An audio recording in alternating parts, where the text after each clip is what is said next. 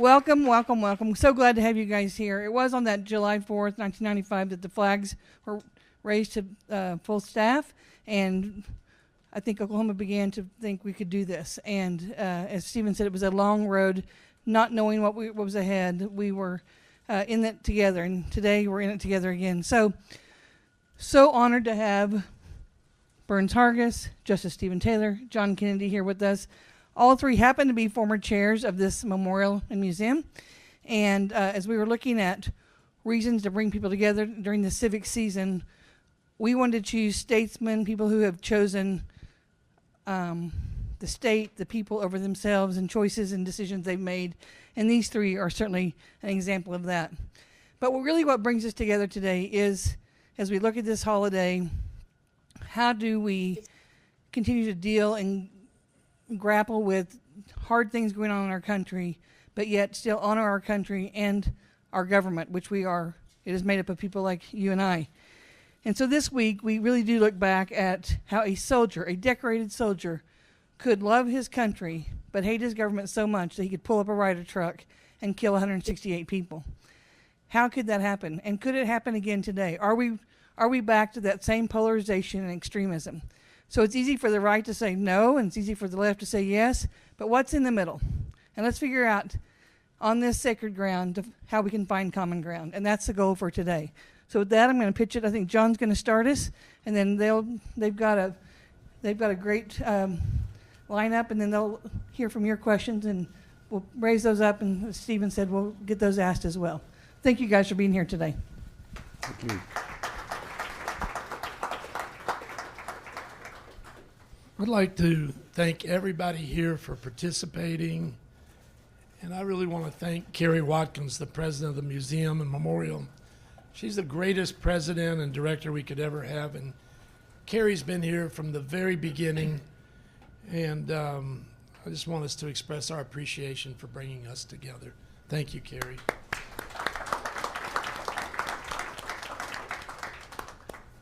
From the birth of our country, we have had internal tension.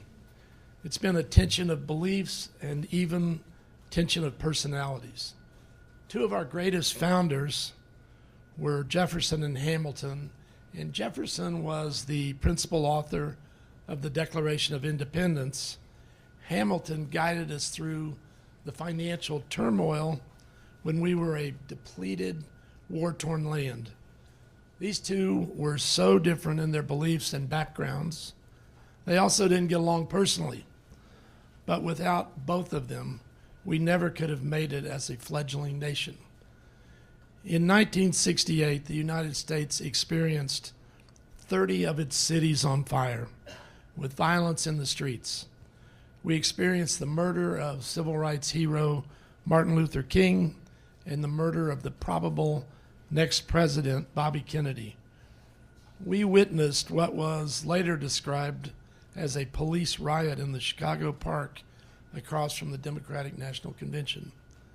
I often wonder if we had a 24-hour news cycle in 1968, if our country could have stayed together.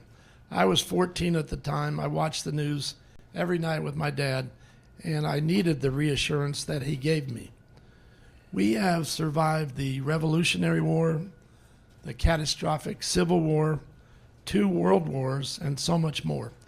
We have stayed together because we're a country of laws, which are powerful words that have withstood the test of time. In difficult times, we must be more patriotic than ever and committed to our principles. This memorial is a sanctuary and is sacred ground for those who paid the ultimate price when citizens use violence against their fellow citizens. That violence is something we must never tolerate. Judge Taylor, Justice Taylor also, has been a great judge for our state, a great Supreme Court judge, and he was the trial judge of the state Terry Nichols trial. Justice Taylor, I think in a lot of our meetings here at the memorial, you talk about the law and you talk about what your experience has been. Maybe you could start us off with that. my answer to nearly all of these questions is a simple student of the law answer, and that is the rule of law.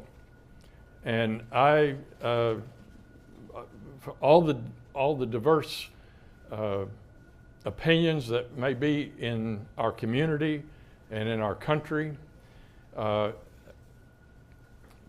bringing everybody back together with a commitment to our Constitution and to the rule of law seems to me to be the only answer that we can all agree upon.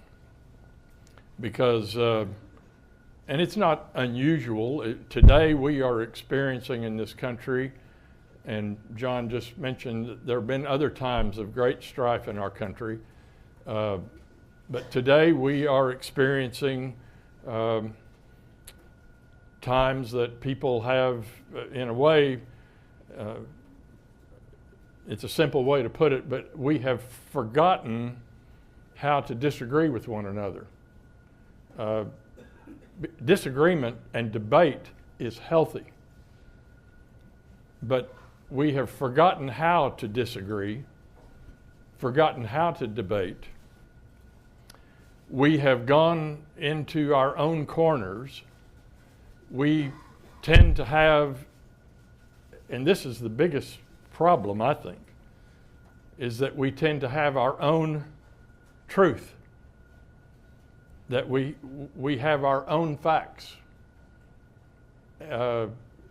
I'll have my facts and you have your facts, and my truth is my truth and your truth is your truth, and that immediately disallows any meaningful conversation, debate, or disagreement when you don't even agree on what the truth is. You don't agree on what the facts are. Soren Kierkegaard, and I'm going to be trying to quote Kierkegaard, he said there's two ways to fool people. One is that you believe what is not true, and the other is that you refuse to believe what is true. And that summarizes, I think, the difficulty that John has mentioned. It's not new, but it's exacerbated today by social media, by political discourse, and I beg all of us to remember what is important, and that is the rule of law and our way of life and our government that I to this day believe is something worth standing up for, fighting for if necessary, and speaking for.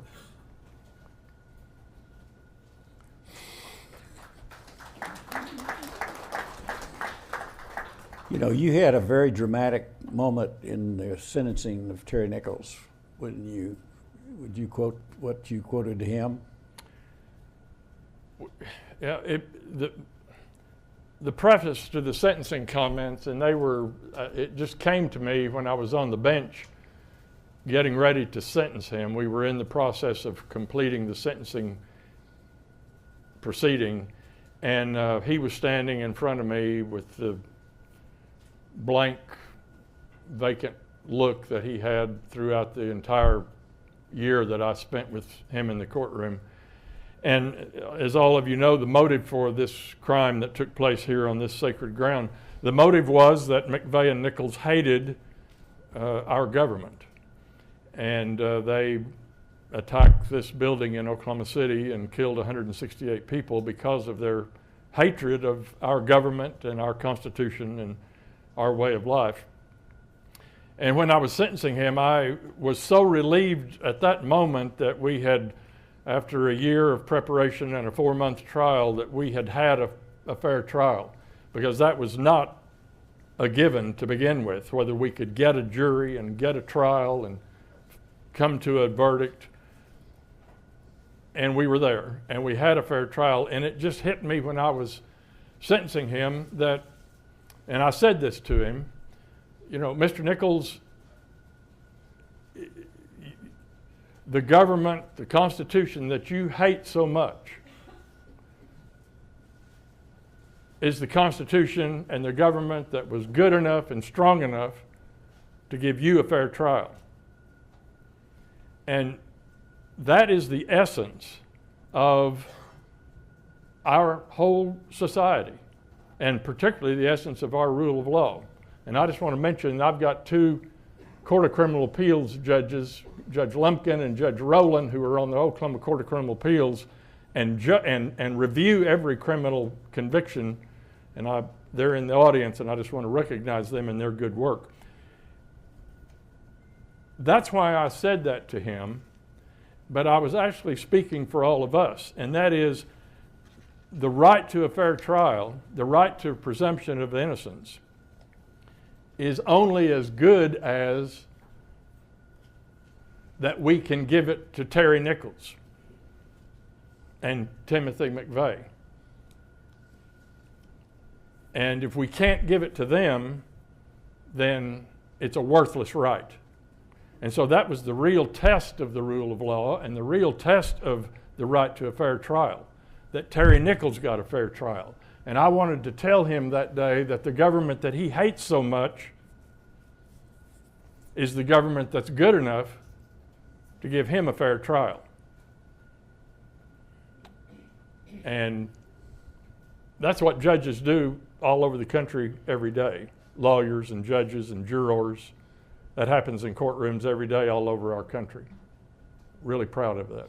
You know, Nichols and Tim McVeigh were, as I understand, were part of the Wolverine militia, or what they call Watchmen, I think. And that organization still exists. And in fact, they were the ones that went after Gretchen Whitmer, governor of Michigan.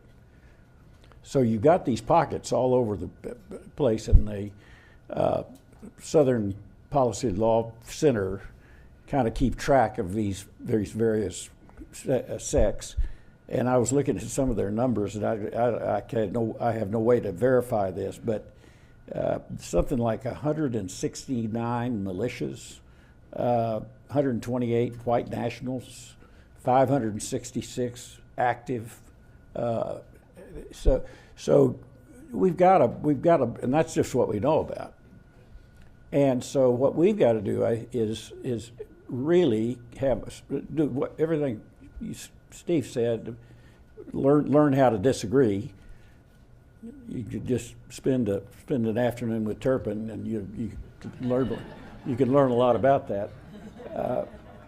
But we always tried to disagree agreeably, and I think that's important. But I think we also have to really start with the youth in our schools. I mean, we've got to explain to them. I just don't. I don't know this to be a fact, but it seems to me we're shortchanging civics education in the country, and they just don't understand how it works. Burns, you were a leader in business and in banking and a great lawyer, and then you became a university president. And as my neighbor, I didn't see you for several years, but you were truly a great president, by the way, of Oklahoma State University. What did you notice during your time as president about free speech and the tension of ideas on a college campus? Well, that's, of course, a real hot button issue now, and with the protests, Palestinian supporters in Columbia and Michigan and UCLA and all the rest. Fortunately, I never had one of those, but I did have a free speech early on in my time up there, and I'd never been a university president. I'd been on the Board of Regents, but I mean, I'm a real novice in how people say, well, you run the university. No, you don't run the university. The faculty run the university. But early on, their library lawn there at Oklahoma State, they built this concrete block wall. It was about 10 or 12 feet tall and it was 8 or 9 feet long. and it had the most vile, vicious, nasty things that had been sprayed on it. And I came back to my office just astounded. I said, well, this is horrible, because we do allow people to demonstrate on that lawn, and you'll get pro-choice and pro-abortion. I mean, you'll get all the way around. But I came into my office and I basically told our general counsel, I was like Reagan, tear down this wall. And the student affairs vice president came to see me. He said, listen, what this is they're building this wall with all of this hate on it, and then they're going to knock it down in 2 days with sledgehammers to symbolize eliminating hate. And if you'll just close your blinds and not walk that way, it'll all be over in 2 days. But if you take that wall down now, I mean, you're going to be dealing with this for months. And so, surprisingly, I took her advice. And I really did. I just closed everything, tried to shut it out of my mind.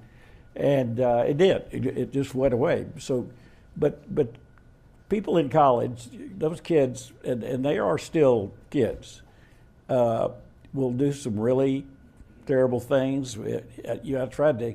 We had 3 girls from Okarche, Oklahoma, who had mud packs on their face, and they thought it'd be fun to post that on social media, which happened to be on Martin Luther King Day. And of course, the next morning I had a number of our African American students standing in front of my office, and of course they wanted me to kick those kids out. And I had to explain that you can't. I mean, I don't know the girls were actually being racist about it. They just were kind of being silly, but it was hurtful to a lot of people. But I said I can't kick them out. I mean, free speech is, you can say anything you want as long as I don't threaten you or your property. And they weren't threatening anybody. It just was. So I actually called the girls to my office and I said, I want you to go to the Afro-Am meeting and just apologize that you unintentionally offended and hurt a lot of people, which they did. And they ended up being a wonderful relationship. So if you can kind of manage it and not sensationalize it, you got a better chance. Well, we had a meeting here several months ago, and we talked about the 3 people that met at basic training in Fort Benning, Georgia. It was Terry Nichols, Tim McVeigh, and it was Michael Fortier. And a lot of people don't know that story, that there was a 3rd person involved. And like Justice Taylor said, their goal, they truly believed when they blew up this building that they were going to bring down the country in a series of chain events, and that other people would engage in similar acts, and that would bring down the United States of America. And something that really strikes me is on this same street on the east, 2 incredible historic acts happened.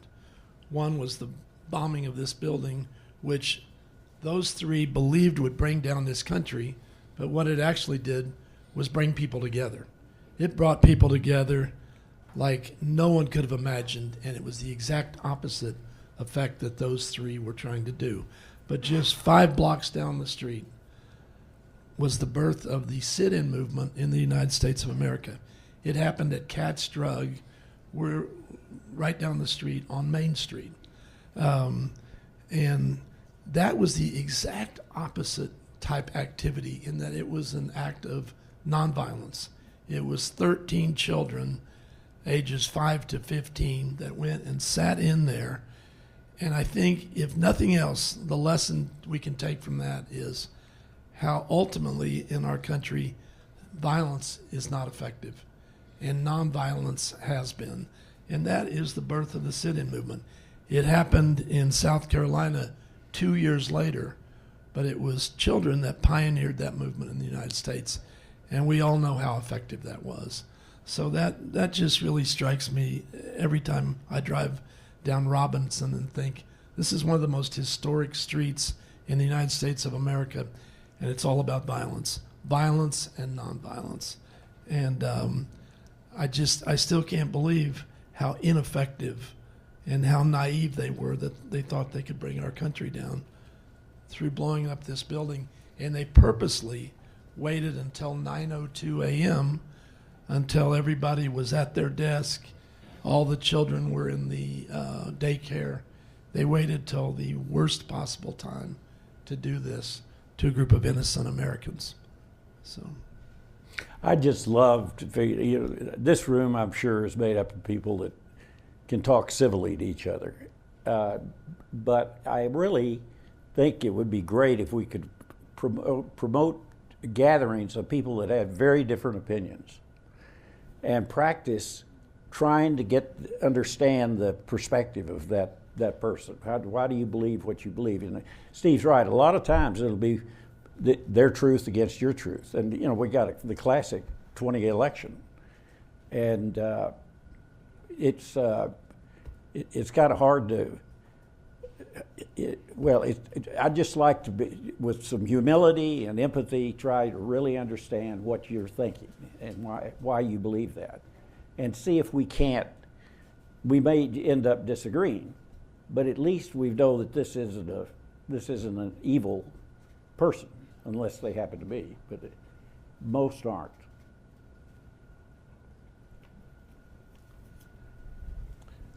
Justice Taylor, I would say one of the greatest speeches I've ever heard was at the April 19th remembrance when you talked about the breach in our country today. So you tell us a little bit about how those words came to you and how you've reflected on that, because that speech has been replayed all over the country. I based that the book of Isaiah. In the book of Isaiah, and paraphrasing, but repair the breach was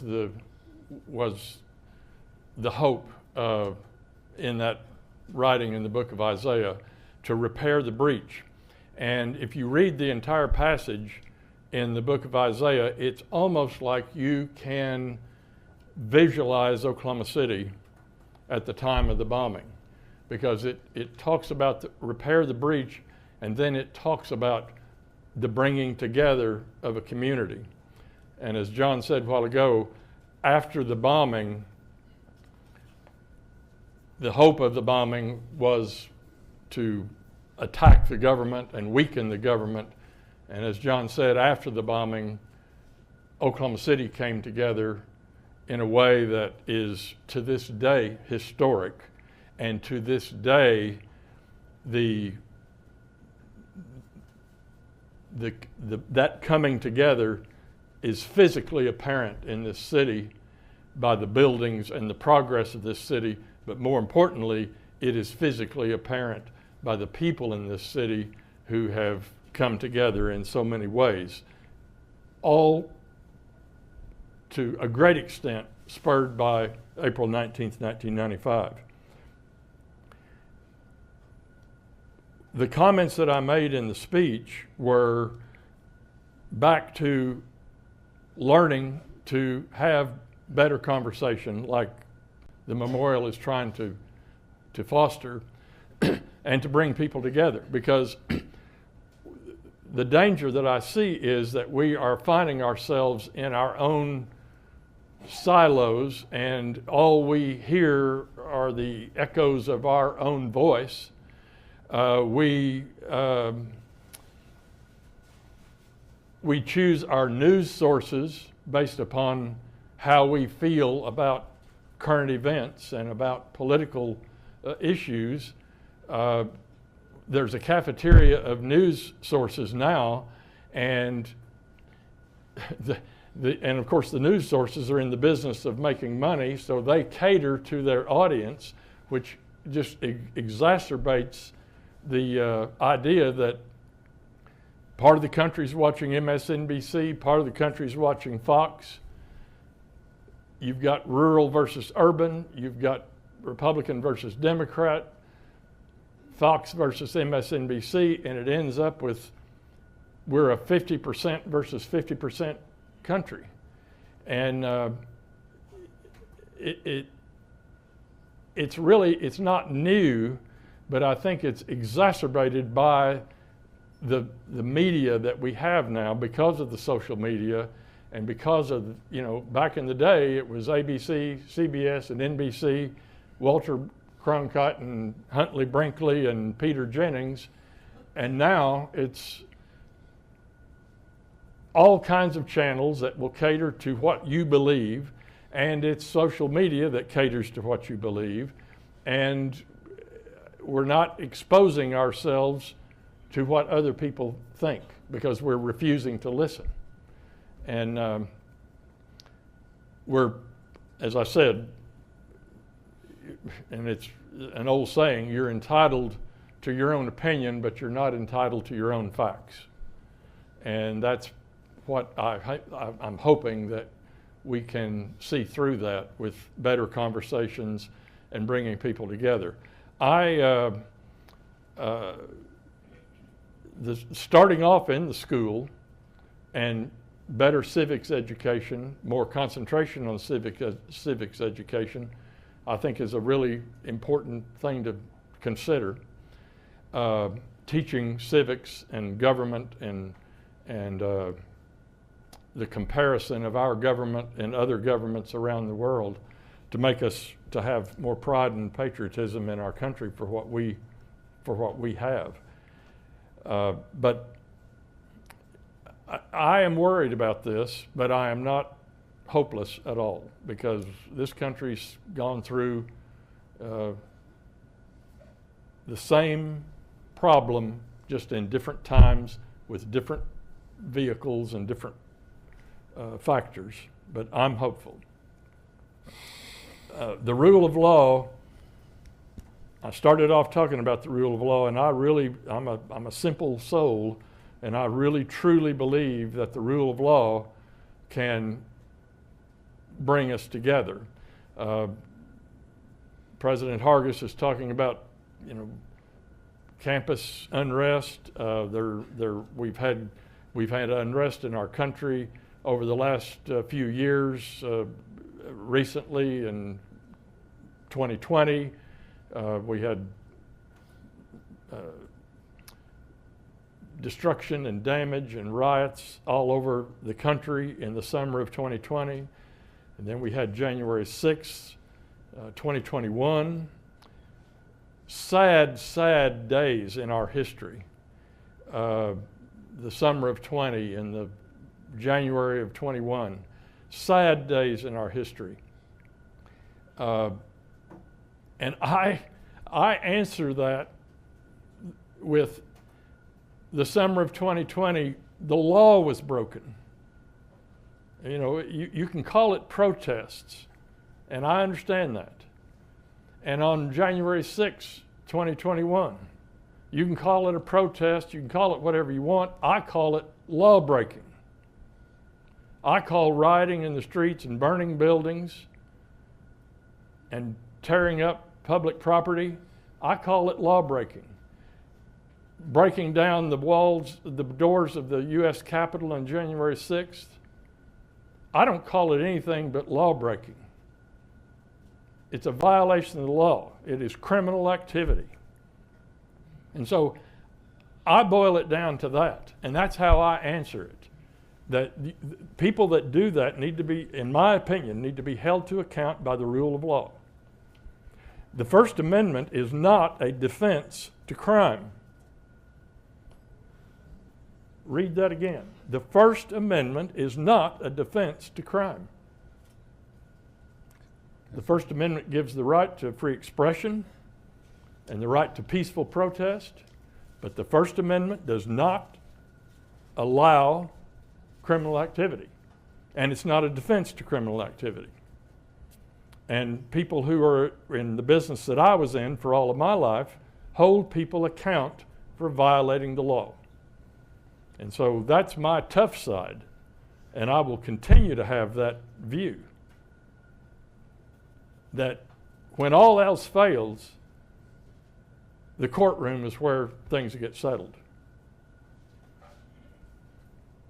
You know, we we talked about this a little bit last week, but a PBS NPR Marist poll conducted in March of '24 asked the question: Do Americans have to resort to violence to get the country back on track?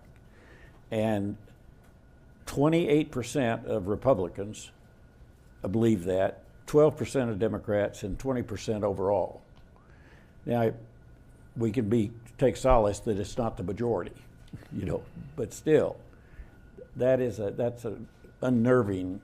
So I think ultimately, and I don't know if it could happen this time around, but we need a leader in this country that can bridge the gaps, and I think we've had leaders like that over the years. I'm not sure if these two are capable of doing that, and I speak that as a Republican. But let me speak that. Let me answer that as I'm an independent, and I'm not a Republican, and I'm not a Democrat. I'm an independent, and very proud of that. And Burns, you're right. We need a leader to bring us together. And let me just say, I don't know how the election's going to come out in November, but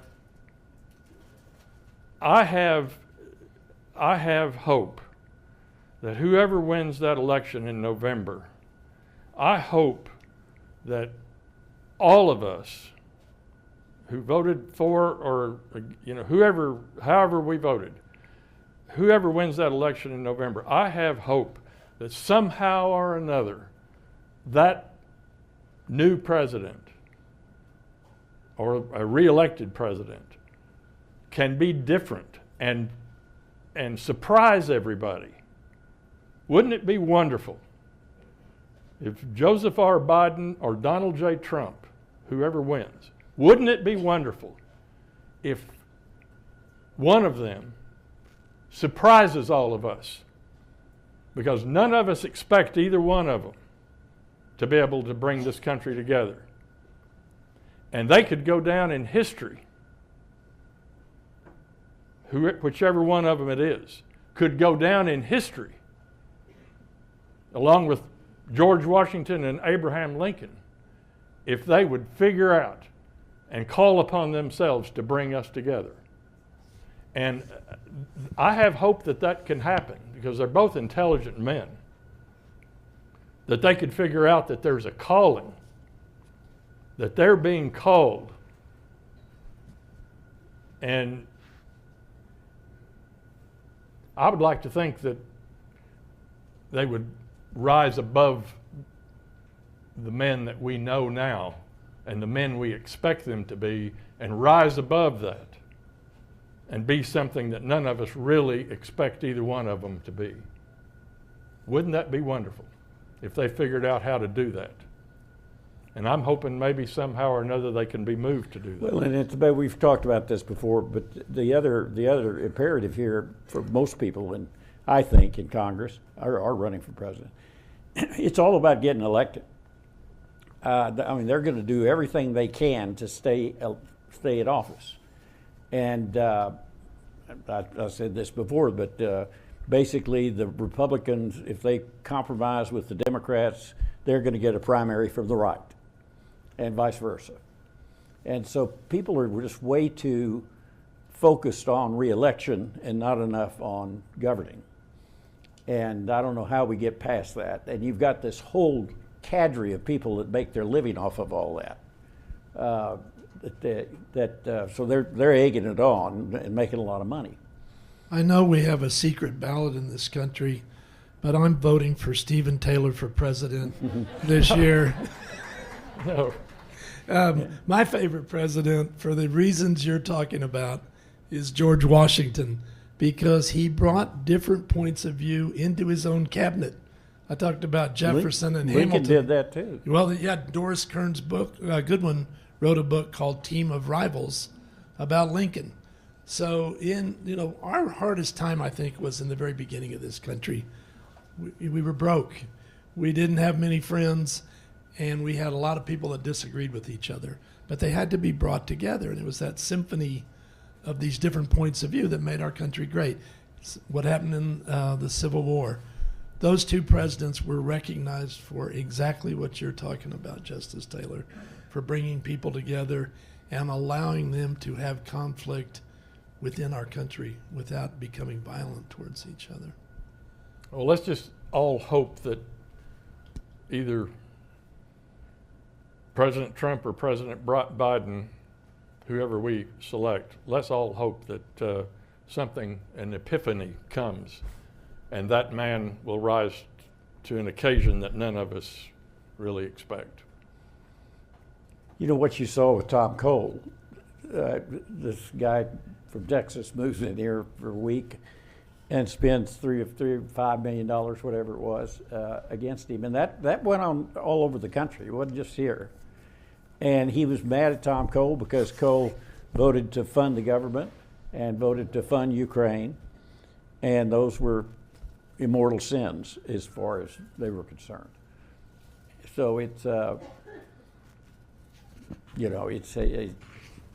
frustrating, to say the least. Stephen, do you have some questions for us from the audience? I have lots of questions from the audience. Uh-oh.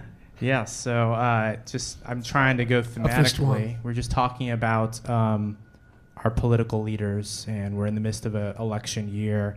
A couple people asked about both of those leaders using, like, kind of demonizing the other side, right? Biden's trying to use MAGA to turn that into a slur, and Trump is pretty successful at doing the same. And so how do we restore faith in our political leaders when they are actively demonizing the other side, the other political party, the other half of America? Well, my response to that is that as I said a moment ago, if they want to go down in history, they'll bring us together. If they want to continue the political battle, then they'll go down in history as probably a failed president. Because if the agenda is for either one of them, if the agenda is to maintain the division and maintain my side and demonize the other side, then whoever it is will be a failed president. And if they would change course and work to bring the country together, they would be a president that would go down in history. So I think it's just going to depend on how they want to be viewed in history 200 years from now. We'll still be here in 200 years. Our country will be. The question is, how does Biden or Trump want to be viewed 200 years from now? Were they the one that started the rebirth of our one nation, indivisible? Do they want to be the one to start the rebirth of that?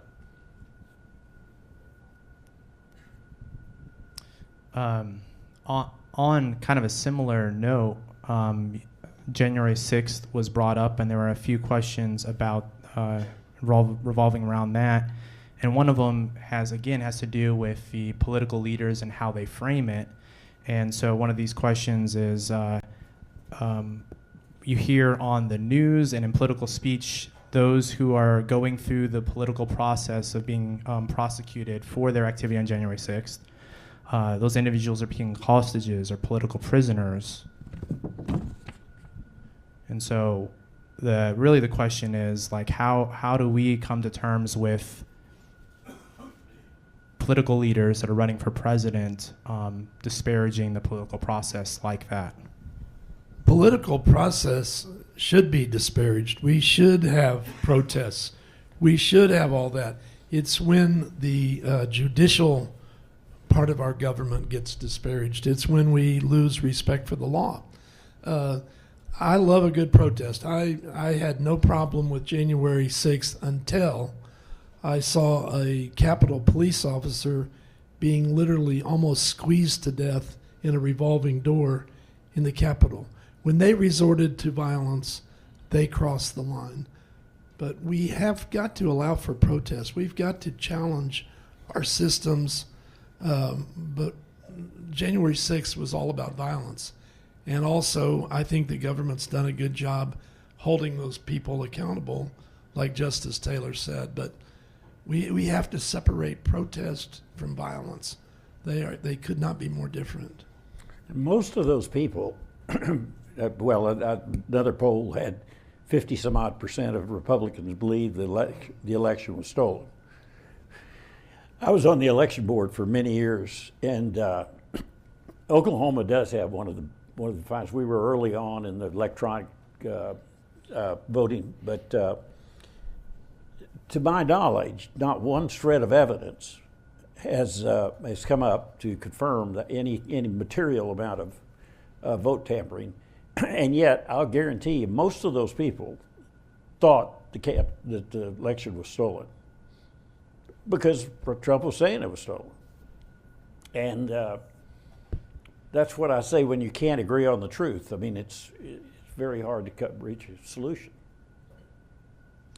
There was a question on that, along that line. It says there are your facts and my facts as discussed, but it seems that many are based on how they feel and don't care about the facts. How can we resolve this feelings versus facts dichotomy? I think through dialogue. I mean, just a civil dialogue, and where you don't talk over each other. You actually try to understand why the other feels the way they feel. You know, all those years with Turpin, I was never trying to persuade him. I was just trying to state my position.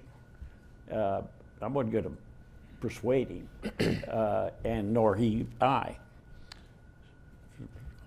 I think the answer to that dilemma, and that's a very good question, and I think the answer to that is, dialogue, yes, but to foster dialogue, you need some leadership. And so I come back to my theme, and that is leadership, I think, is the ultimate answer. It requires leaders on both sides of the whatever issue it is, agreeing to lead the people who believe one way or another, to lead them to a dialogue. So without leadership, there's not going to be a healthy dialogue. That's why I come back to whoever is elected president can serve this country in a historic way by being a leader and saying we must come together and discuss these issues. And I think that's the only way it's going to happen. For example, if Donald Trump is elected president, I would love to hear him in his inaugural address say that his number one goal as President of the United States is to bring the country together and pay respect to those who disagree with him. Let that be a beginning. It'll be a first. Well, as I said, it's not expected, but think how wonderful it would be if it happened. Maybe we can all hope that it happens, and maybe he'll hear about whatever we're talking about here in this room. Well, I have about a half dozen questions here involving the recent Supreme Court decisions, and so since we have an esteemed justice on our panel, we should probably address these questions. Most of them dealing with the decision yesterday in which they dealt with the immunity that a sitting president has and doesn't have. And so a lot of people, I think, the questions here show there's some shock in that decision. Does it say that our president is in essence above the law in certain situations? This question is wondering how familiar you are with the case, and if if you are, how would you have ruled? Well, this will tell you what kind of nerd I am. I read the whole opinion last night and all the concurrences and all the dissent. And I'm proud of the United States Supreme Court. That opinion yesterday, you see, it's going to have to be put into practice, and it's going to have to be applied to situations that come before the court before anybody can legitimately criticize it. Let's let district judges put it into practice in the trial court, and then let intermediate courts of appeal look at it and let it be put into practice. It's not as sweeping as it was portrayed on some news outlets last night. They described official acts, and that's essential, that official acts of the president have to be given some immunity to allow the president to carry out the executive functions of the government. But they were trying to write this for the future, and I believe that, and I'm going to give them the benefit of the doubt. And I believe that once this opinion is put into practice, it won't be nearly as bad as all of the hand-wringing that went on last night. The office of the President of the United States is the office that if you have a person who is in that office who is corrupt, then you got a real problem. Even before this opinion was handed down. So you have to trust the American people to elect leaders that we can hand those huge powers to.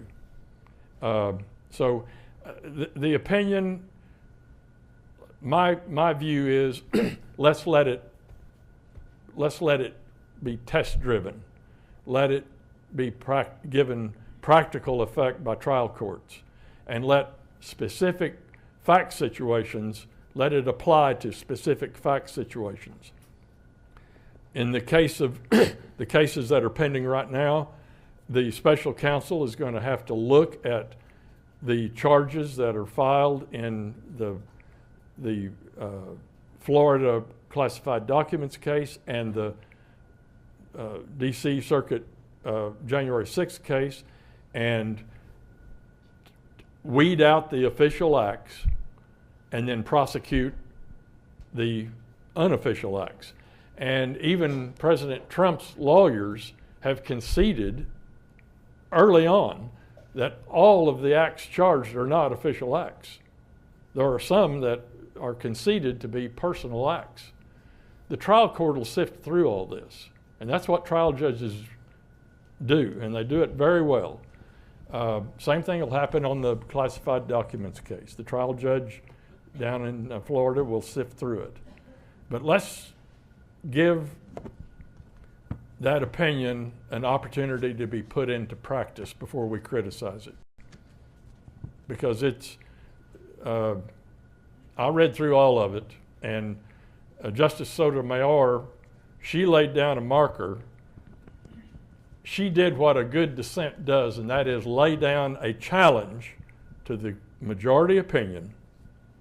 And these two judges over here, they know what I'm talking about. Sometimes a dissent is done for it is speaking to the majority and challenging the majority. And Sotomayor skillfully challenged the majority with some rhetorical questions. And she served a huge purpose by doing that, because it serves to test the practical effect of the majority opinion. I guarantee you what she wrote will be read by trial judges. And it all works. They basically set it back to determine what. Yeah, what you gotta They separate never the- reached the fact Nobody's been, whether it's official or unofficial. so everything's going to, let me just say, I have confidence that we're going to be just fine. It's not earth-shattering. It's not as bad as, the sky is falling, as some of the commentators said last night. That is a great answer. Thank you. It's the rule of law. That's the answer to everything, folks. The rule of law. I'm wondering how many people in the room have read the entire opinion and dissenting opinions. I know one. They need to get a life if they did. Okay, there's a similar question speaking to the perception of the Supreme Court and accusations against being overtly political, as well as being influenced by those with a lot of money. And so I'm wondering if that impacts our perception of these Supreme Court rulings when that is something that is, being drummed up in the media. And I don't mean drummed up as if it's right or wrong or factual or infactual. I mean, we're hearing about it. Judges are under a judges. When you become a judge, it is a monastic life. We are governed in Oklahoma by the Code of Judicial Conduct. Federal judges have a code. The trial judges do. The Supreme Court are kind of their own police. But judges have to. We lose our First Amendment rights to begin with. Judges can't go out and get involved in politics, can't make political statements, can't share their opinions on things, because we are expected by the citizens to be fair and impartial. And so I would just say to the 9 justices of the United States Supreme Court, and far be it from me giving them advice, but they just need to be very careful about themselves and their families, their immediate family. That, that's how I lived my life for 34 years. And it's easy and it's difficult, but it's required of judges. And so I would just say to the 9 justices of the United States Supreme Court that they hold a sacred trust, and you have to sacrifice. And one of the things you sacrifice is you cannot be, or your family, immediate family, out expressing opinions about things, because it deteriorates confidence in the courts. So if you're going to be a guardian of the court, if you're going to sit on the bench, you have to give up your right to express your opinion. And your immediate family, unfortunately, suffers that also. So that's my advice to the United States Supreme Court. Be careful what you say. Be careful accepting trips and going places and accepting gifts. Be careful of what flags you fly at your house. Be careful about the appearance, because the judicial business, appearances are extremely important, because it fosters confidence in the courts. Well, we are rapidly running out of time, and I was going to ask each of you, and maybe you each want to speak on this, on how we repair the breach, right? Speaking to Justice Taylor's speech, but said more simply by a teen board member who's here, if you could tell everyone in the United States one thing, right, on this topic, what would it be? And I'd love to hear from each of you.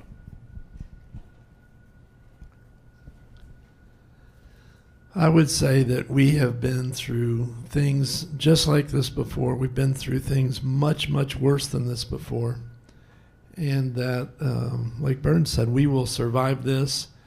And might be hard to see now, but I think we will become better for having gone through this. Yeah, I just say the word deference. I just think that we should reach out and really have meaningful conversations with each other. And I would love to put together something where you bring in people that are avowed white nationalists and just talk through that. And not that we're going to convince them otherwise, but at least quit hating them. We need to feel sorry for them, but then try to persuade otherwise. But just that's what we have to have. But again, I'll go back. If we don't have a leader that is preaching the same thing, it's going to be very hard. It's, we pointed out at one of these meetings that public trust was at its highest when in the 90s, when you had Newt Gingrich and President Clinton. What? Yeah. Clinton. Yeah. Last time we had a balanced budget. But you think of all that turmoil when Newt Gingrich rose to power and the contract with America and all that stuff. But for some reason, we all kind of came together. It's our history. Yeah. My to the teen board, our future. My one word would be to be hopeful and optimistic. 2 words, because I really believe that, this sounds probably a little Pollyannish, but I believe the best is yet to come. I really do. 200 years from now, we're gonna be a good, strong people. I have no doubt about that, because I see where we've come, the 200 years that brought us here, and I think the next 200 we'll look back and say, everything's good. But I do think with the social media and the AI and all the rest, we have to be suspicious of anything we hear or anything we see. I've kind of gotten, if I don't see it with my own eyes, and now with AI, I can hear it sound like my mother, but that'd be pretty scary. She's been gone for a long time. But the young teen board will figure it out. I really believe they will.